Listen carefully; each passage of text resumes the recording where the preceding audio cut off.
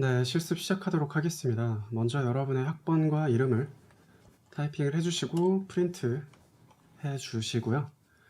그 다음에 이제 GPU를 이용을 해가지고 행렬 연산을 가속화 시킬 거기 때문에 여러분 노트 설정에 GPU, 하드웨어 가속기 GPU 선택을 해주시고 저장을 해주세요. 지금 저는 이제 GPU를 이미 사용을 하고 있는 세션이기 때문에 따로 세션 다시 열진 않았고요. 만약에 GPU 선택이 되지 않은 분이라고 하면은 여기 세션을 다시 할당하는 부분이 뜨고 나서 GPU 할당이 완료가 될 겁니다. 네. 그리고 지금 현재 할당된 GPU 컨디션이 어떠한지 한번 살펴보도록 할게요. NVIDIA SMI 여러분 타이핑을 하게 되면은 현재 GPU 컨디션 어떤 GPU를 여러분이 할당받았는지 확인을 할 수가 있습니다. 네. 지금 현재 제가 할당받은 거는 테슬라 K80을 지금 할당을 받았습니다. 대략 12기가 조금 안되게 네. 지금 메모리가 잡혀 있고요. 그래서 이 정도 메모리 사이즈를 사용할 수 있는 모델을 돌릴 수 있습니다. 그래서 요거는 이제 그때그때 콜랩에서 제공 가능한 GPU를 할당을 해주기 때문에 이 GPU 스펙은 매번 실행시키실 때마다 조금씩 달라질 수가 있습니다. 그 다음으로 이제 구글 드라이브를 연동을 시켜 보도록 하겠습니다. 구글 드라이브 연동을 해서 여러분 사용하는 아이디 선택을 해주시고 허용을 하시면은 마운트가 완료가 될 겁니다. 그래서 GPU 마운트를 하고 나서 이제 본격적으로 실습 내용을 시작을 하도록 할게요. 마운트가 되고 나면 이렇게 마운트된 G 드라이브라고 뜨게 됩니다. 그럼 G 드라이브 밑에 구글 드라이브의 내 드라이브 그리고 그 밑에 저는 지금 현재 제가 사용하고 있는 폴더를 지금 샘플로 지금 반영을 했는데요. 과제 파일 여러분이 과제 파일을 업로드한 그 폴더를 설정을 해주셔야 이제 본격적으로 실습을 진행을 하실 수가 있습니다. 그 다음에 사용할 필요 패키지를 쭉 로드를 해보도록 하겠습니다. 토치부터 시작해서 또 데이터셋 불러오고 간단한 트랜스폼을 사용할 거기 때문에 토치 비전도 사용을 할 거고요. 네. 그 다음에 이제 결과를 재현하기 위해서 시드 설정을 쭉 진행을 하겠습니다. 지금 보시는 것처럼 GPU에 해당되는 것까지 네, GPU가 할당이 됐을 때는 GPU에 해당되는 쿠다 부분도 다 디터미니스틱하게 쭉 재현이 가능하도록 설정을 해줬습니다. 그 다음으로 이제 합성곡 신경망을 정의를 하도록 할게요. 네, 합성곡 신경망 지금 네트워크 구성된 케이스를 여러분이 쭉 보시면은 시작하는 채널은 세 개의 채널을 받고 첫 번째 컨볼루션 레이어에서는 이제 10개의 채널로 확장을 하고요. 그때 사용하는 커널 사이즈는 3, 그리고 스트라이드 1, 패딩 1을 사용을 했기 때문에 결과적으로는 3개의 채널과 요거는 이제 크기입니다. 32x32 사이파 10을 사용을 할 거기 때문에 32x32의 이미지를 불러와서 처리를 할 거예요. 그 크기를 지금 맞춰준 겁니다. 그래서 3개의 채널을 사용을 했고 커널 사이즈 3과 스트라이드 1, 패딩 1을 지금 사용을 했기 때문에 네, 사이즈가 현재 고정이 된 상태로 진행이 됩니다. 이후에 이제 배치 정규화 과정을 진행을 할 거고요. 그 다음에 렐루 난리니어티를 반영을 할 거기 때문에 렐루를 꼭 넣어줘야 되겠죠.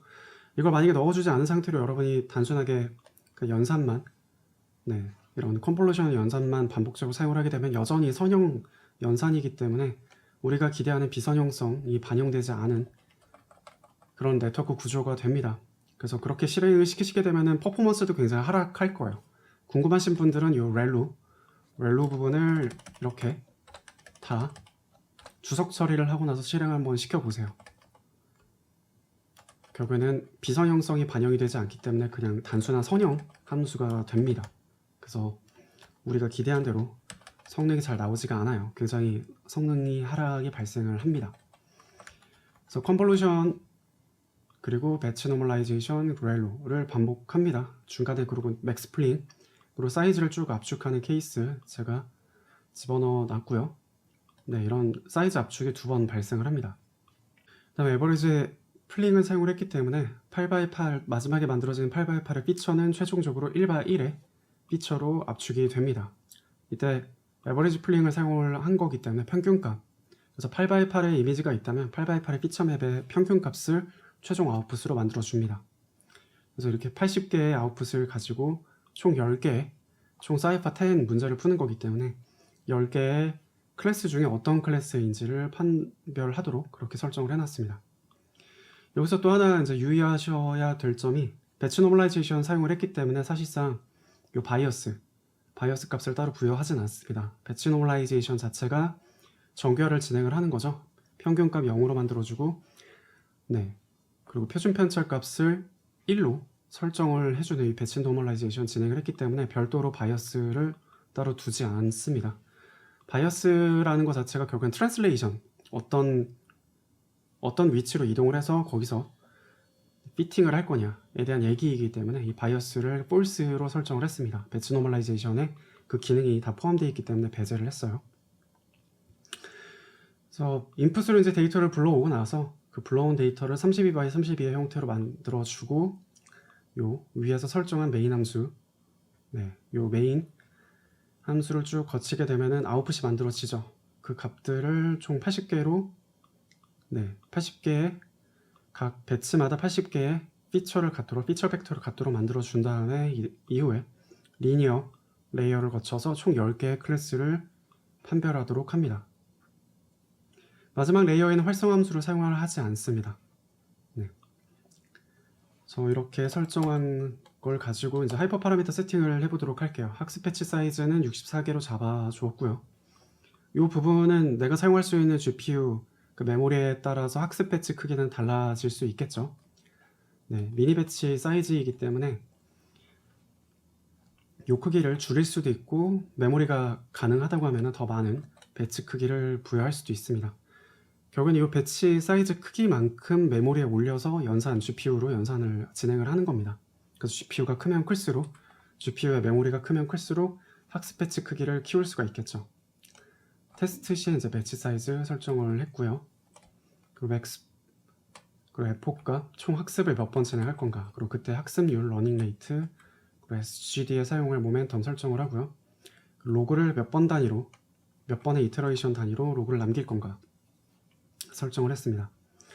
그 다음에 이제 쿠다를 지금 GPU가 할당되어 있는 상태이기 때문에 유즈 쿠다는 이제 트루 값이 만들어지겠죠. 그래서 트루인 경우는 토치 디바이스의 이제 쿠다를 사용을 해서 GPU를 이용한 가속화 연산을 수행을 하도록 그렇게 디바이스 세팅을 해줬습니다. 네. 그리고 이제 데이터 로더 설정을 하도록 할게요. 먼저 텐서로 만들어주고요. 넘파이 어레이를 텐서로 만들어주고, 그때 이제 노멀라이즈 RGB 채널의 이미지이기 때문에 평균 RGB 그리고 표준 편차 RGB 값을 넣어줬습니다.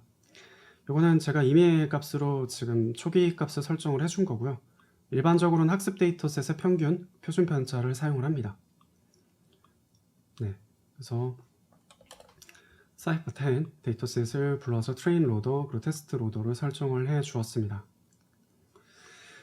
그 다음에 이 디바이스로 만든 네트워크, 앞서 우리가 정의한 네트워크를 이제 이 디바이스로 넣어서 GPU상에서 모델을 돌릴 수 있도록 그렇게 설정을 할게요. 그리고 옵티마이저는 SGD, 일반적으로 판별 문제에 대해서는 크로스 엔트로피 로스를 사용을 합니다. 네. 그리고 통계값을 계산하기 위해서 에버리지 미터 정의를 해주고요. 학습 코드, 이 부분은 지금 보시는 것처럼 이제 모델을 학습할 거기 때문에 트레인 모드로 들어왔을 때는 모델을 트레인 모드로 설정해주고, 통계값 설정해주고, 트레인 로더를 통해서 만들어 퍼올린 데이터와 정답, 타겟 값에 대해서 이렇게 데이터 할당을 해주고요. 그 다음에 그레디언트 값은 0으로 초기화를 해줘야 되겠죠.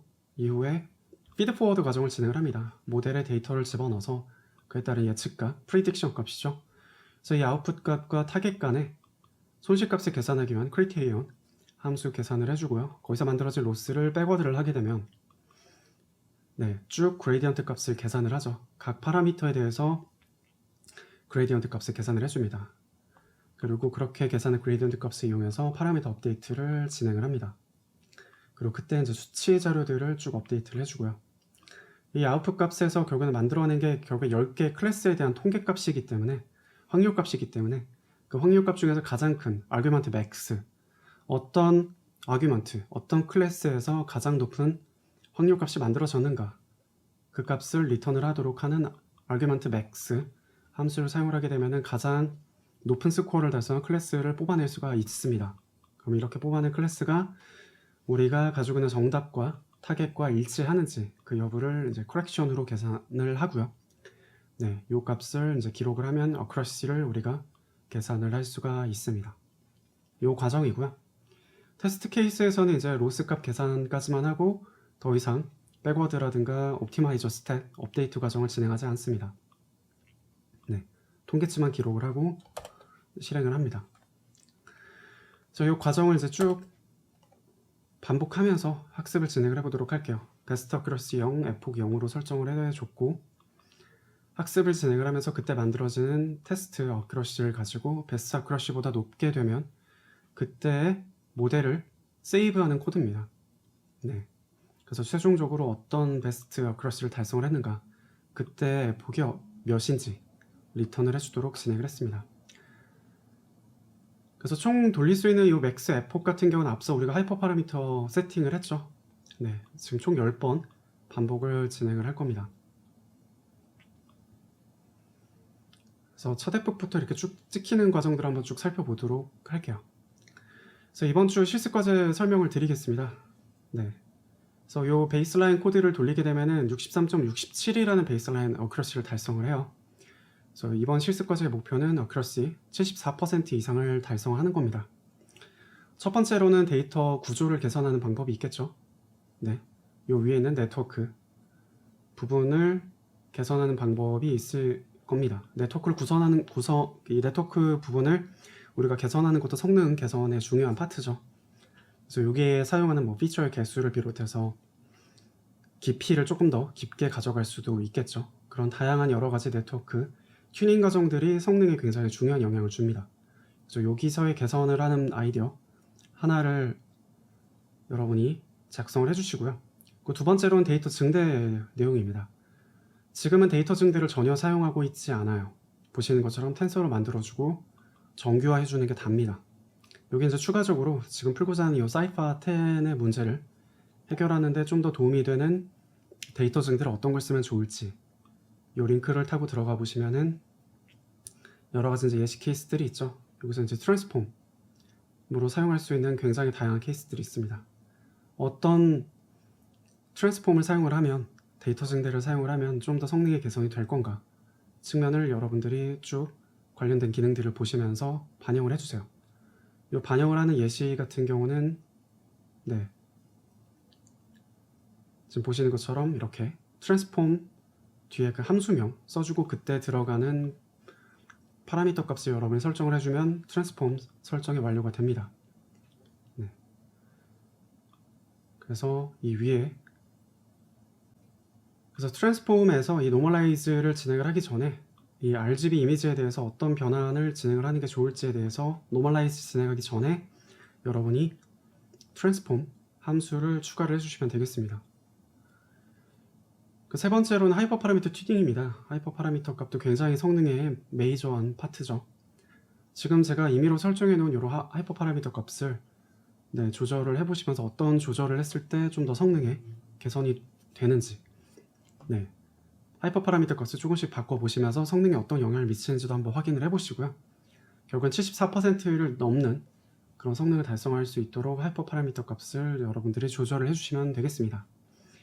아무래도 성능에 굉장히 메이저한 영향을 주는 부분이 이 학습률, 그쵸? 러닝 레이트, 그리고 이제 이 에폭수 몇 번 반복해서 학습을 할 건가 이런 정보들이 특히 성능에 굉장히 큰 영향을 주겠죠. 그렇게 해서 최종적으로 여러분이 성능을 74% 이상 달성을 하시면은 그때 개선 모델의 성능이 얼마나 나왔는지 써주시고 그 개선 아이디어를 설명을 달아주시면 됩니다. 네트워크 구조 개선을 어떻게 했는가, 데이터 증대에 뭘 추가를 했는가, 그때 학습 에폭 등을 비롯한 파라미터 값은 어떻게 설정을 했는가 보여주시면 됩니다.